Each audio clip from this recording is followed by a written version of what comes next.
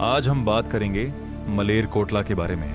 1947 पंजाब जल रहा था, हवा में धुआं था, सड़कों पर खामोशी थी और दिलों में डर। लाखों लोग अपने घर छोड़ रहे थे, ट्रेनें सरहद पार कर रही थी, लेकिन उनमें सफर करने वाले कई लोग जिंदा नहीं पहुंचते थे। यह वो समय था जब इंसान से डरने लगा था। लेकिन उसी पंजाब में, उसी आग के बीच एक शहर था जो नहीं जला, मालेरकोटला। जब आसपास के जिलों में दंगे भड़क रहे थे, जब मोहल्ले के मोहल्ले साफ किए जा रहे थे, तब मालेरकोटला की गलियों में शांति थी। यह कैसे संभव हुआ? क्या यह सिर्फ संयोग था या सदियों पुरानी कोई आवाज उस वक्त भी गूंज रही थी? इस सवाल का जवाब पाने के लिए हमें समय में पीछे जाना होगा, बहुत पीछे। साल 1454, दिल्ली सल्तनत का दौर, राजनीतिक उथल पुथल का समय। और उसी दौर में एक सूफी संत शेख सदरुद्दीन सदर-ए-जहां इस इलाके में आए। उन्होंने यहां सत्ता नहीं बसाई, उन्होंने यहां विचार बसाया। उनकी खानकाह में आने वालों से धर्म नहीं पूछा जाता था, सिर्फ इंसानियत देखी जाती थी। धीरे धीरे एक बस्ती बनी, बस्ती ने आकार लिया और वही बस्ती आगे चलकर मालेरकोटला बनी। समय बदला, मुगल आए, सत्ता बदली, लेकिन इस शहर की बुनियाद में जो सूफियाना सोच रखी गई थी वो कायम रही। मालेरकोटला एक रियासत बना, नवाबों का शासन स्थापित हुआ। यह छोटी रियासत थी, लेकिन उसका आत्मसम्मान बड़ा था। फिर आया वो दिन जिसने इस शहर को इतिहास में अमर कर दिया। साल 1705, सरहिंद का दरबार, गुरु गोबिंद सिंह जी के छोटे साहिबजादे जोरावर सिंह और फतेह सिंह गिरफ्तार किए जा चुके थे।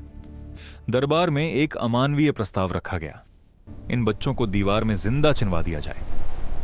पूरा दरबार मौन था, सत्ता के सामने इंसानियत झुक चुकी थी।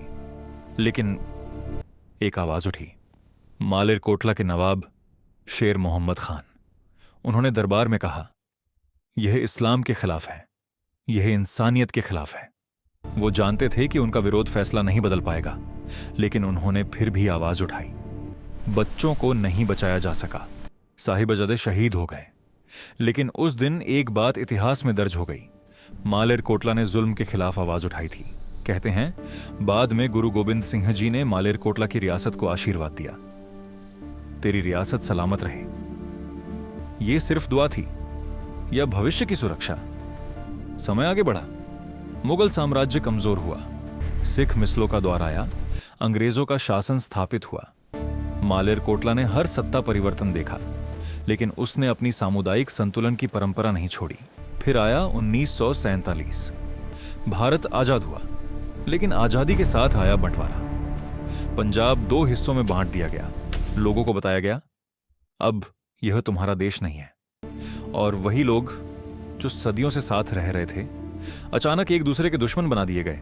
लाहौर जल रहा था, अमृतसर जल रहा था, लुधियाना, पटियाला, जालंधर, हर जगह डर और हिंसा थी। ट्रेनें आती थीं, दरवाजे बंद, खिड़कियां खामोश और अंदर सिर्फ लाशें। उस समय मालेरकोटला भी पंजाब का हिस्सा था। वहां भी मुसलमान थे, वहां भी सिख और हिंदू थे, और डर वहां भी पहुंचा। अफवाहें आईं, गुस्सा आया, भय आया। लेकिन एक फैसला भी आया, यहां दंगे नहीं होंगे, यहां किसी निर्दोष को हाथ नहीं लगाया जाएगा। स्थानीय नेताओं ने शांति की अपील की, धार्मिक प्रमुखों ने मंच साझा किया, लोगों ने एक दूसरे के घरों की रखवाली की। जब बाहर बदले की आग थी, यहां भरोसे की दीवार थी। मालेरकोटला ने साबित किया, हिंसा अनिवार्य नहीं होती। कई इतिहासकार मानते हैं कि 1705 की घटना ने सामूहिक चेतना पर असर डाला था। सिख समुदाय के भीतर यह भावना थी कि मालेरकोटला ने अन्याय का विरोध किया था, और शायद उसी स्मृति ने 1947 में इस शहर को बचा लिया। लेकिन यह पूरी कहानी नहीं है। असल ताकत थी स्थानीय समाज की परिपक्वता। यहां की दरगाहें, यहां के गुरुद्वारे, यहां के मंदिर सिर्फ इमारतें नहीं थे, ये संवाद के केंद्र थे। दरगाह हैदर शेख पर आज भी हर धर्म के लोग चादर चढ़ाते हैं। यह परंपरा 1947 में भी थी, और यही परंपरा नफरत की आग को शहर की सीमा के बाहर रोकने में सफल रही। मालेरकोटला सिर्फ इसलिए नहीं बचा क्योंकि उसे दुआ मिली थी, वो इसलिए बचा क्योंकि लोगों ने उस दुआ को कर्म में बदला। आज मालेरकोटला पंजाब का एक जिला है, मुस्लिम बहुल। लेकिन उसकी पहचान सिर्फ एक आंकड़ा नहीं है।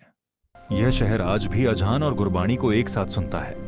त्योहार साथ मनते हैं, बाजार साथ सजते हैं, बच्चे साथ खेलते हैं। लेकिन सवाल अब भी खड़ा है, क्या यह संतुलन हमेशा रहेगा? आज की दुनिया में, जहां सोशल मीडिया एक अफवाह को कुछ मिनटों में आग बना देता है, क्या मालेरकोटला की विरासत टिक पाएगी? इतिहास हमें यह सिखाता है कि शांति स्थायी नहीं होती, उसे हर पीढ़ी को बचाना पड़ता है। 1705 में एक व्यक्ति ने आवाज उठाई, 1947 में एक शहर ने फैसला लिया। आज यह जिम्मेदारी हमारी है। मालेरकोटला हमें यह नहीं सिखाता कि इतिहास चमत्कारों से बदलता है, वह सिखाता है कि इतिहास साहस से बदलता है। एक सही शब्द, एक सही निर्णय सदियों तक असर छोड़ सकता है। जब भी बंटवारे की बात होगी, जब भी 1947 की त्रासदी को याद किया जाएगा, मालेरकोटला का नाम एक अलग पंक्ति में लिखा जाएगा, क्योंकि उसने दिखाया नफरत तेज हो सकती है, लेकिन इंसानियत गहरी होती है, और शायद आखिर में वही जीतती है। इतिहास हमें कहानियां नहीं देता, वो हमें आईना देता है, और उस आईने में मालेरकोटला आज भी इंसानियत की रोशनी बनकर चमक रहा है।